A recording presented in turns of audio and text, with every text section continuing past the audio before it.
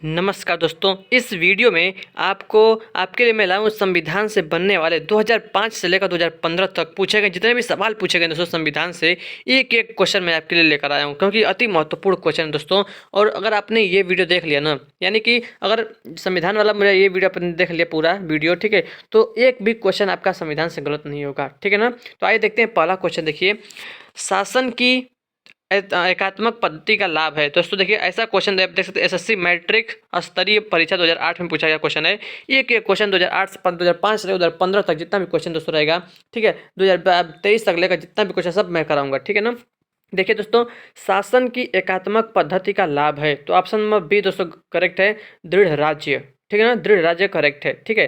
अगला क्वेश्चन देखते हैं दोस्तों, यहाँ पर देख सकते हैं, शासन की एकात्मक पद्धति में केंद्र सर्वोपरि होता है जो कि राज्य निग राष्ट्र को सुदृढ़ता प्रदान करता है, तो ऑप्शन बी दृढ़ राज्य याद रखिएगा, ठीक है ना। अगला क्वेश्चन देखते हैं, निम्नलिखित में से किस देश का अलिखित संविधान है? किस देश का अलिखित संविधान है? USA, UK, Pakistan, Bharat. दोस्तों ऑप्शन नंबर बी यूके, यानी कि इंग्लैंड का कह सकते हैं दोस्तों, ब्रिटेन का जो संविधान है वो अलिखित है, ठीक है ना।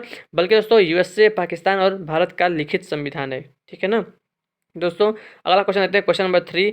ये 2015 में पूछा गया, एसएससी सीपीओ परीक्षा 2015 में। जिस संविधान सभा द्वारा भारत के संविधान का अधिनियम जो है किया गया, उसके सदस्य कौन थे? ठीक है ना। तो देखिए यहाँ पर 4 ऑप्शन है, तो कौन थे दोस्तों? ऑप्शन बी विभिन्न प्रांतों की विधानसभाओं द्वारा निर्वाचित सदस्य थे, ठीक है ना। जिस संविधान सभा द्वारा भारत के संविधान का अधिनियम जो है अधिनियमन किया गया, उसके सदस्य कौन थे? तो विभिन्न प्रांतों की विधानसभाओं द्वारा निर्वाचित सदस्य थे, ठीक है। अगला क्वेश्चन यहाँ पर इसको डिटेल में पढ़ लेते हैं। जिस संविधान सभा द्वारा भारत के संविधान का अधिनियम किया गया जो है उसके सदस्य विभिन्न प्रांतों की विधानसभाओं द्वारा निर्वाचित थे। कैबिनेट मिशन की संस्तुति पर भारतीय संविधान का निर्माण करने वाली एक संविधान सभा का गठन जुलाई 1949 में किया गया, जिसके कुल सदस्यों की संख्या 389 थी, जिसमें से 292 सदस्य ब्रिटिश प्रांतों की विधानसभाओं से निर्वाचित थे और 4 सदस्य चीफ कमिश्नर क्षेत्रों के जो है प्रतिनिधि थे और 93 सदस्य देशी रियासतों के प्रतिनिधि थे, ठीक है ना। अगला क्वेश्चन देखते हैं। देखिए, बहुत ही मोस्ट इंपॉर्टेंट क्वेश्चन है, ठीक है। भारत की अंतःकालीन संसद में कितने सदस्य थे? अंतःकालीन दोस्तों ऑप्शन ए 296, ठीक है ना, 296 सदस्य थे। अगला क्वेश्चन है, प्रथम केंद्रीय विधानसभा का गठन कब किया गया? प्रथम केंद्रीय विधानसभा का गठन कब किया गया दोस्तों? ऑप्शन सी 1921 में, 1921 में दोस्तों। ये एसएससी एमटीएस जो है 2014 में पूछा गया है, मल्टीटास्किंग परीक्षा 2014, ठीक है। अगला क्वेश्चन देखते हैं, ठीक है।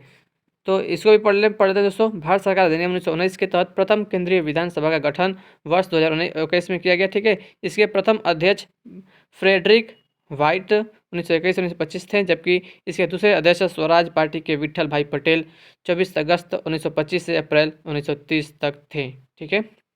आगे बढ़ते हैं। भारत की संविधान सभा किसके कहने पर बनाई गई थी? देखिए ऑप्शन डी करेक्ट है, कैबिनेट मिशन के कहने पर बनाई गई थी, ठीक है ना। आइए केवल क्वेश्चन देख लेते हैं, इसका आंसर देख लेते हैं, ठीक है। देखिए, निम्नलिखित में से किस अधिनियम में नियंत्रक महालेखा परीक्षक नामक पद का सुझाव दिया गया? ऑप्शन बी 1919 का अधिनियम, ठीक है ना। याद है दोस्तों कि जो है किस अधिनियम में नियंत्रक महालेखा परीक्षक नामक पद का सुझाव दिया गया? तो ऑप्शन बी 1919 का अधिनियम, ठीक है ना। आइए अब अगला क्वेश्चन देखते हैं फ्रेंड्स। देखिए, भारत की संविधान सभा का अध्यक्ष कौन था? दोस्तों ये क्वेश्चन कई बार पूछा गया है, तो option B doctor Rajendra Prasad. संविधान सभा का अध्यक्ष कौन था? डॉक्टर राजेंद्र प्रसाद, ठीक है। यहाँ पर देख सकते हैं डिटेल में, भारत की संविधान सभा के अध्यक्ष डॉक्टर राजेंद्र प्रसाद थे।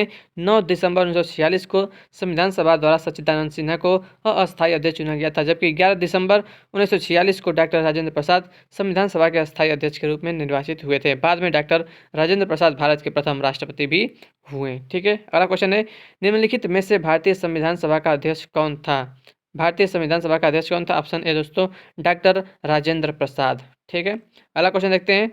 भारतीय संविधान केवल सरकार के लोकतांत्रिक रूप की कल्पना यानी कि विचार नहीं करता, बल्कि एक लोकतांत्रिक समाज की भी कल्पना करता है, क्योंकि यह इसकी विचारधारा से ओतप्रोत है, ठीक है ना। तो देखिए यहाँ इसमें 4 ऑप्शन दिए गए हैं, न्याय, स्वतंत्रता, समानता, भाईचारा। तो कौन यहाँ पर सही है? यहाँ पर देखिए 1 2 3 4 सभी सही हैं, ठीक है ना। न्याय, स्वतंत्रता, समानता और भाईचारा, तो ऑप्शन डी करेक्ट हो जाएगा, ठीक है। अगला क्वेश्चन देखते हैं दोस्तों। देखिए, स्वातंत्र्यवाद किसका द्योतक है? ऑप्शन दोस्तों सी करेक्ट है, सामाजिक राजनीतिक तथा आर्थिक पहलुओं की स्वतंत्रता का द्योतक है। ठीक है, अगला क्वेश्चन देखते हैं। संविधान के अंतर्गत भारतीय लोकतंत्र के आदर्शों को हम कहाँ देख सकते हैं? ऑप्शन ए दोस्तों प्रस्तावना में आप देख सकते हैं इसको। ठीक है, अगला क्वेश्चन देखते हैं। संविधान की प्रस्तावना यानी कि प्रियम्बल में भारत को निम्नलिखित में से किस रूप में घोषित किया गया है? तो ऑप्शन दोस्तों सी करेक्ट है, एक प्रभुसत्ता संपन्न समाजवादी पंथ निरपेक्ष लोकतांत्रिक गणराज्य। ठीक है, ऑप्शन सी करेक्ट है। 26 जनवरी 1950 को संविधान लागू होने के समय संविधान की प्रस्तावना में भारत को एक प्रभुत्व संपन्न समाजवादी पंथ निरपेक्ष लोकतंत्रात्मक गणराज्य घोषित किया गया है। ठीक है ना। तो आइए अब आगे दोस्तों देखिए जो है जो समाजवादी पंथ निरपेक्ष और अखंडता शब्द जो है ये जोड़ा गया इंदिरा गांधी द्वारा गठित सरदार सरोवर सिंह समिति की सिफारिश पर किए गए 42वें संविधान संशोधन 1976 द्वारा प्रस्तावना में जोड़ा गया था। 3 शब्द कौन कौन सा? समाजवादी पंथ निरपेक्ष और अखंडता। आइए अगला क्वेश्चन देखते हैं। संविधान की प्रस्तावना में भारत को कहा गया है, तो क्या कहा गया दोस्तों? ऑप्शन डी सर्वसत्ताधारी समाजवादी धर्मनिरपेक्ष, अब तो दोस्तों पंथ निरपेक्ष हो गया। ठीक है, लोकतांत्रिक जो है गणराज्य। ठीक है, आइए अगला क्वेश्चन देखते हैं। संविधान बनाते समय निम्नलिखित में से कौन सा आदर्श प्रस्तावना में शामिल नहीं किया गया था? स्वतंत्रता, समता, न्याय, समाजवादी। तो ऑप्शन सी दोस्तों समाजवादी, यह शब्द प्रस्तावना में नहीं है। ठीक है, लोकप्रिय प्रभुसत्ता क्या है? लोकप्रिय प्रभुसत्ता क्या है दोस्तों? ऑप्शन बी जनता के प्रतिनिधि का प्रभुत्व, जनता के प्रतिनिधि का प्रभुत्व। ठीक है, अगला क्वेश्चन देखते हैं। भारत पूर्ण संप्रभु लोकतांत्रिक गणतंत्र कब बना? ऑप्शन डी दोस्तों 26 नवंबर 1949। ठीक है, आइए अगला क्वेश्चन देखते हैं। संविधान की उद्देशिका यानी प्रस्तावना का संशोधन कितनी बार किया गया है? ऑप्शन सी दोस्तों 1 बार किया गया है। ठीक है, अगला क्वेश्चन है भारतीय संविधान की प्रस्तावना में निम्नलिखित में से किस अभिव्यक्ति का प्रयोग नहीं किया गया है? तो ऑप्शन डी संघीय अभिव्यक्ति का प्रयोग नहीं किया गया है, ऑप्शन डी। ठीक है, अगला क्वेश्चन देखते हैं। हमारे संविधान की प्रस्तावना में उल्लेख नहीं है न्याय का, भ्रातृत्व का, प्रतिष्ठा की समानता का, वयस्क मताधिकार का। तो दोस्तों ऑप्शन डी वयस्क मताधिकार का जो है उल्लेख नहीं है। ठीक है, अगला क्वेश्चन देखते हैं। संविधान के निर्माताओं में मनोभाव और आदर्श प्रतिबिंबित होते हैं किसमें? ऑप्शन सी उद्देशिका में। ठीक है ना, उद्देशिका यानी कि प्रस्तावना में। अगला क्वेश्चन देखते हैं फ्रेंड्स। दोस्तों इसको पढ़ लेते हैं, थोड़ा सा इंपॉर्टेंट लग रहा है। भारतीय संविधान की उद्देशिका में संविधान निर्माताओं के मनोभाव और आदर्श प्रतिबिंबित होते हैं। यदि संविधान के किसी मंतव्य का स्पष्टीकरण नहीं हो पाए तो उद्देशिका निर्णायक भूमिका का निर्वहन करते हुए मार्गदर्शन करती है। इन री बेरूबारी यूनियन 1960 मामले में कहा गया है कि प्रस्तावना संविधान के निर्माताओं के आशय को स्पष्ट करने वाली कुंजी है। ठीक है ना, बेरूबारी यूनियन 1960 मामले में। भारत के संविधान में संघीय शब्द का प्रयोग कहाँ पर हुआ है दोस्तों?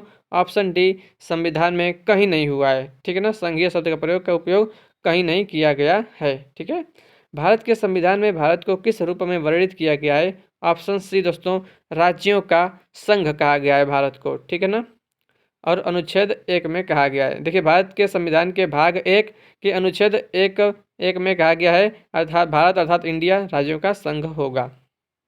अगला क्वेश्चन है संविधान में सम्मिश्र संयोजित भारत का वर्णन निम्नलिखित में से किस प्रकार किया गया है? ऑप्शन सी राज्यों तथा संघ राज्य क्षेत्रों का एक परिसंघ। ठीक है, ये भी क्वेश्चन बहुत इंपॉर्टेंट है। अगला क्वेश्चन देखते हैं।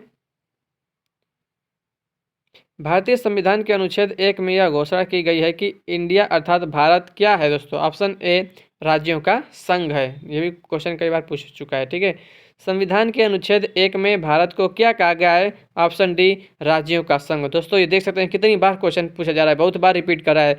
देखिए 1999, 2000, 2002, 2006 कई बार पूछा जा चुका है। इस क्वेश्चन को पूछा भी जा सकता है। ठीक है, शक्तियों का विभाजन और स्वतंत्र न्यायपालिका किसकी 2 महत्वपूर्ण विशेषताएं हैं? ऑप्शन बी दोस्तों सरकार का संघीय स्वरूप, तो इसकी विशेषताएं है। ठीक है, आगे बढ़ते हैं, अगला क्वेश्चन देखते हैं। भारत में संघ राज्य क्षेत्रों की संख्या है तो कितनी है दोस्तों? संघ राज्य क्षेत्रों यानी कि दोस्तों अब जो है देखिए 2008 में 7 था, लेकिन दोस्तों संघ राज्य क्षेत्रों की संख्या कितनी हो गई है? इस समय 8 है। ठीक है ना। 8 राज्य हो चुके हैं संघ संघ शासित यानी कि केंद्र शासित प्रदेश। ठीक है, अगला क्वेश्चन देखते हैं। भारत संघ में कितने राज्य हैं दोस्तों? ये 2015 में 29 था, तेलंगाना 29 था, लेकिन दोस्तों फिर से जो अब क्या हो गया है, अब 28 राज्य हो चुके हैं। ठीक है ना, याद रखिएगा 28 राज्य हैं, 8 केंद्र शासित प्रदेश हैं। ठीक है, लक्काद्वीप, मिनिकॉय और अमीन दीवी द्वीप का नाम बदलकर लक्षद्वीप किस वर्ष में संसदीय अधिनियम द्वारा किया गया था? तो ऑप्शन ए दोस्तों 1973 में किया गया था, याद रखिएगा। ठीक है ना। अगला क्वेश्चन है, संघ राज्य क्षेत्र में निम्नलिखित में से क्या शामिल नहीं है? तो ऑप्शन दोस्तों जम्मू और कश्मीर। दोस्तों ये तो मतलब 2014 पुराना हो गया है, 2014 अब जम्मू कश्मीर दोस्तों क्या बन गया है? केंद्र शासित प्रदेश बन गया है। ठीक है, तो ये भी इसको याद रखिएगा। ठीक है, आगे बढ़ते हैं फ्रेंड्स, अगला क्वेश्चन देखते हैं। अब क्वेश्चन थोड़ा सा देखिए, 1956 में राज्यों का पुनर्गठन करने से, हाँ दोस्तों बहुत मोस्ट इंपॉर्टेंट क्वेश्चन है, 1956 में राज्यों का पुनर्गठन करने से 14 राज्य और 6 संघ राज्य बने, क्षेत्र बने थे। ठीक है ना, इसको याद रखिएगा। 14 राज्य और 6 केंद्र शासित प्रदेश बने थे, संघ राज्य। ठीक है, यहाँ पर इसका सब नाम भी देख सकते हैं कौन कौन बने थे। दिल्ली, 6 को कौन थे दोस्तों? 6 को तो थे दिल्ली, हिमाचल प्रदेश, मणिपुर, त्रिपुरा, अंडमान निकोबार द्वीप समूह और लक्षद्वीप। ठीक है, देखिए निम्नलिखित में से कौन सा राजनीतिक अधिकार नहीं है? ऑप्शन बी दोस्तों जीवन का अधिकार, ये एक राजनीतिक अधिकार नहीं है। ठीक है ना, जीवन का अधिकार अनुच्छेद 21 प्राण और दैहिक स्वतंत्रता का संरक्षण के तहत मौलिक अधिकार है। विकल्पों में दिए गए अन्य अधिकार राजनीतिक अधिकारों में सम्मिलित नहीं है।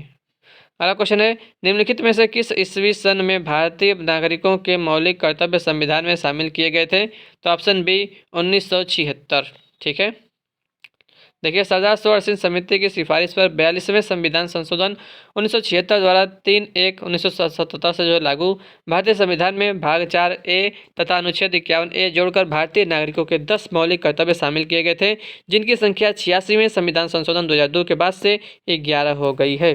ठीक है, भारतीय संविधान लागू हुआ था, ऑप्शन ए दोस्तों 26 जनवरी 1950 को। ठीक है,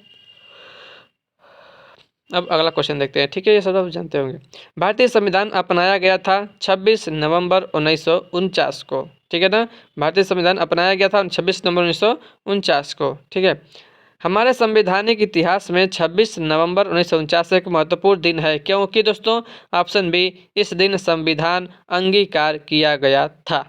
ठीक है, अगला क्वेश्चन, संविधान का प्रारूपण पूरा हुआ था कब? 26 नवंबर 1949 को, ऑप्शन सी। ठीक है, अगला क्वेश्चन देखते हैं। समग्र रूप से भारतीय संविधान लागू हुआ था 26 जनवरी 1950 को। समग्र रूप से बहुत बार क्वेश्चन पूछा गया 2013, 2008, 2012 में बहुत जगह। तो समग्र रूप से 26 जनवरी 1950 को। ठीक है, अगला क्वेश्चन देखते हैं। नेक्स्ट क्वेश्चन, भारत की संविधान सभा का संवैधानिक सलाहकार कौन था? ऑप्शन सी दोस्तों सर B.N. राव। संवैधानिक सलाहकार कौन थे? Sir B.N. राव थे। ठीक है, यहाँ पर देख सकते हैं भारत की संविधान सभा के संवैधानिक सलाहकार सर B.N. राव थे। संविधान सभा की प्रथम बैठक 9 दिसंबर 1946 को सच्चिदानंद सिन्हा की अध्यक्षता में हुई थी। 11 दिसंबर 1946 को डॉक्टर राजेंद्र प्रसाद को संविधान सभा का स्थायी अध्यक्ष तथा सर B.N. राव को संवैधानिक सलाहकार नियुक्त किया गया। अगला क्वेश्चन देखते हैं। भारतीय संविधान की रचना के समय संविधान सभा का संवैधानिक सलाहकार कौन था? ऑप्शन सी दोस्तों B.N. राव। बहुत बार क्वेश्चन पूछा गया है। संघीय प्रकार के शासन का एक गंभीर दोष है, क्या है दोस्तों? ऑप्शन ए पृथकता का खतरा, यही एक गंभीर दोष है। ठीक है, अगला क्वेश्चन, सरकार की निम्न प्रणालियों में से किसमें द्विसदन पद्धति एक अनिवार्य लक्षण है? ऑप्शन सी दोस्तों संघीय प्रणाली, संघीय प्रणाली। ठीक है, अगला क्वेश्चन देखते हैं। लोकतांत्रिक केंद्रीकरण किसकी महत्वपूर्ण विशिष्टता है? ऑप्शन सी समाजवादी राज्य का। ठीक है, निम्न में कौन सा संशोधन अधिनियम मिनी संविधान माना जाता है? ऑप्शन सी 42वां संविधान संशोधन अधिनियम 1976, इसको हम मिनी संविधान भी मानते हैं। ठीक है, अगला क्वेश्चन देखते हैं। भारत में एकल नागरिकता की अवधारणा अपनाई गई है, ऑप्शन ए इंग्लैंड से, याद रखिएगा इंग्लैंड से। दोहरी नागरिकता निम्न में से किसकी विशेषता है? ऑप्शन बी संघीय सरकार की विशेषता है दोहरी नागरिकता। ठीक है, अगला क्वेश्चन देखते हैं फ्रेंड्स। संविधान का कौन सा भाग नागरिकता के प्रावधान से संबंधित है? ऑप्शन ए भाग 2। ठीक है ना, भाग 2 दोस्तों नागरिकता से संबंधित है। और अनुच्छेद 5 से 11 तक नागरिकता का वर्णन है। ठीक है, भारतीय संघवाद निकट है। ऑप्शन सी दोस्तों कनाडा के निकट है। भारतीय संघवाद निकट है कनाडा के। ठीक है, इसको पढ़ लेते हैं। भारतीय संविधान सभा ने अमेरिकी या स्विट्जरलैंड की संघीय प्रणाली को न अपनाकर कनाडा की संघीय प्रणाली को अपनाया, अतः कहा जा सकता है कि भारतीय संघवाद कनाडा के निकट है। दोस्तों इस वीडियो का लास्ट क्वेश्चन देखते हैं, क्वेश्चन नंबर 50। भारतीय संविधान ने सुदृढ़ केंद्र के साथ संघीय प्रणाली कहाँ से ली है? तो संघीय प्रणाली कहाँ से ली है? ऑप्शन बी कनाडा से ली है। ठीक है ना दोस्तों, एक क्वेश्चन आपके लिए रहेगा। तो इसका तो देखिए, भारतीय संविधान एक भारतीय महासंघ की योजना किसके संविधान से लिया है? तो कनाडा, ये भी कनाडा से ही लिया गया है। ठीक है ना यहाँ पर सब तो टिक लग चुका है। विधि का शासन की संकल्पना कहाँ की संवैधानिक प्रणाली की एक विशेषता है दोस्तों? ऑप्शन है ब्रिटेन की। ठीक है ना दोस्तों, बस इस वीडियो में इतना ही रहने दे रहा हूँ और अगले वीडियो में दोस्तों 50 तक हो गया, 52 तक। ठीक है, अगला 100 तक लेकर आऊँगा। ठीक है ना, तो फ्रेंड्स बहुत ही मोस्ट इंपॉर्टेंट क्वेश्चन है आपके लिए। ठीक है, तो फ्रेंड्स मिलते हैं आपसे नेक्स्ट वीडियो में नए क्वेश्चन के साथ में। तब तक दोस्तों जय हिंद जय भारत। दोस्तों इस वीडियो को यानी कि चैनल को सब्सक्राइब जरूर करिएगा, वीडियो को लाइक करिएगा। ठीक है फ्रेंड्स, मिलते हैं आपसे नेक्स्ट वीडियो में। जय हिंद जय Bharat, Vande Mataram, take care, bye bye.